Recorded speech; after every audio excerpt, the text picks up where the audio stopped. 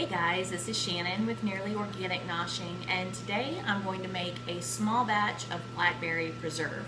Not everyone in our family loves blackberry preserves because of the seeds, but a few people do. So I took my parents blackberry picking a few weeks ago. I came home, I froze the blackberries, and I took out one of the large gallon containers of blackberries out of the freezer, and today I'm going to make preserve. And it should be a relatively quick video because there's not a ton of it, but this is just going to be a very basic stripped down recipe for making blackberry preserve. I hope you guys enjoy. Okay, I have my blackberries here defrosted. They've been rinsed and defrosted, and I'm going to go ahead and mash these before I add the sugar so that I can measure out the mashed blackberries and have an accurate amount of sugar to the blackberries. And this may take just a little while, so I will probably get this done and come back. Okay, I have my blackberries all smashed up, and I ended up with 5 cups. The recipe calls for 4 cups of mashed blackberries to 2 cups of sugar. So what I'm going to do is I'm just going to add 2.5 cups of sugar and see how that turns out. So I think that should be fine. I don't think this is going to be a super sweet recipe, but we'll just have to see how it turns out. I've never made this one before. And I think I'm going to have to get a little bit more sugar to top this off, and I'll be back once I have it all mixed in. Okay, I have the sugar all mixed into this, and it calls for the zest and the juice of 1 lemon. So I'm just going to go ahead and zest one of these lemons and add it in, and then I'm going to juice it and I will come back. Okay, I have my little balled lemon here with all of the guts squeezed out of it into here and all the seeds taken out. So I'm just going to mix all this together. So all this is the blackberries, lemons, and sugar. This is a very stripped down basic recipe, and I am going to let this sit in the refrigerator for 2 hours and then come back to it.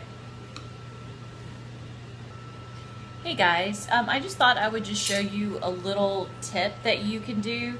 As you can see right here, I have my big canner. My canner pot going, and I have my jars in that.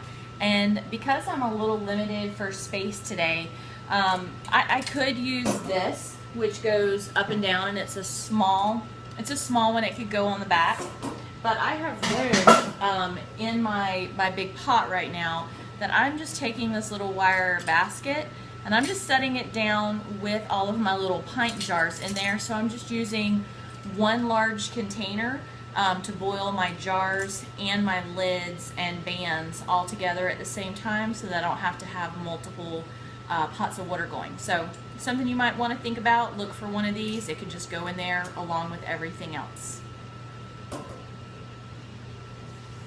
Okay, my blackberries have been sitting for a few hours, and what I'm going to do is pour them into a strainer, and I'm going to take the juice and I'm going to get the juice boiling first before I add the thicker parts of the blackberries. So I'm just going to go ahead and pour this into here, and this is why I am wearing very old clothes today, because I knew that this stuff is such a mess. And I'm going to let it start draining through, and then once it's drained, I'm going to put it into the pot. Okay, I just checked the temperature on the blackberry juice that's cooking on the stove, and it's at 200 degrees, and we want it to get up to 220. So since it's already that hot, I'm going to go ahead and add in the puree into it and let it get up to 220 degrees and cook at that for about 10 to 15 minutes, stirring it to make sure it doesn't stick to the bottom.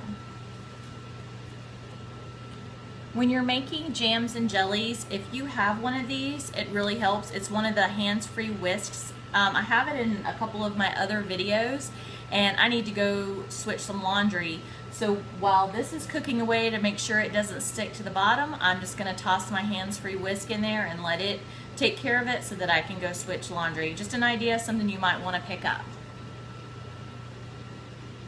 Okay, as you can see, I have my boiling hot blackberry preserves here. I've taken my jars out. I have my hot jars here, and I have my lids here. And I'm gonna go ahead and start filling the jars. Once they are all filled, I've cleaned the rims and put the lids on, I'm gonna process them for 15 minutes.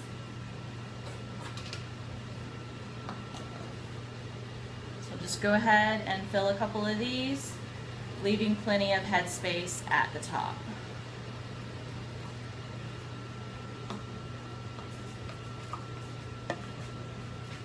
And I kind of just guessed at how many jars I was going to need, so hopefully I have enough jars.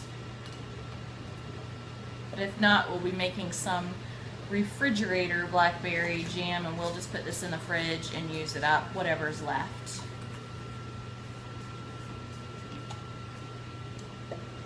And I'll come back once all the jars are filled. Okay, I have it all jarred up.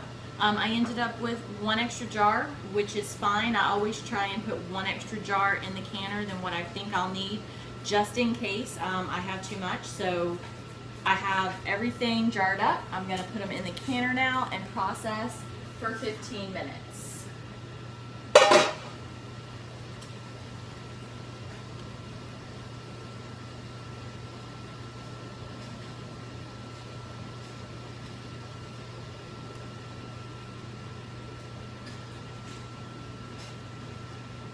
And I'll come back when the timer goes off. Okay, the alarm just went off on the blackberry jelly, so I'm gonna go ahead and take them out and let's see how they set up.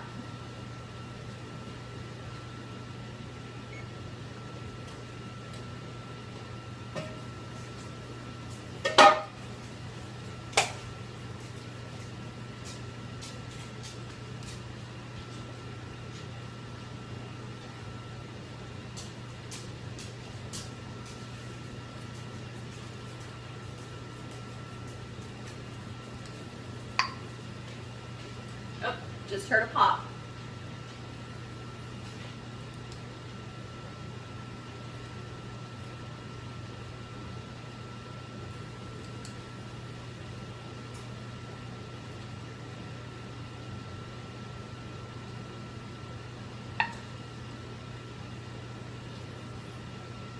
If you can, that sound right there is just music to your ears whenever you hear your jars start pinging and you know that they are going to turn out great.